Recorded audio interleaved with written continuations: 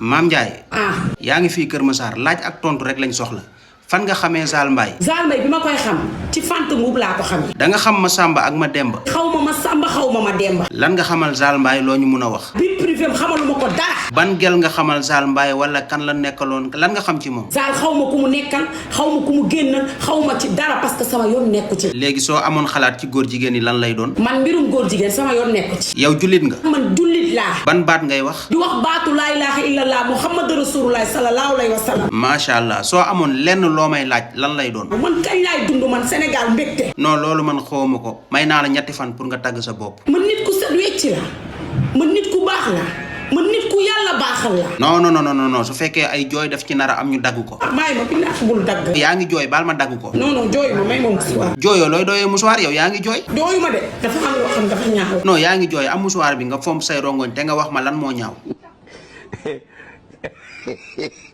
jooy nga ba pare acca wax ma lan moo tax mu ñaaw. ma lan moo tax mu ñaaw.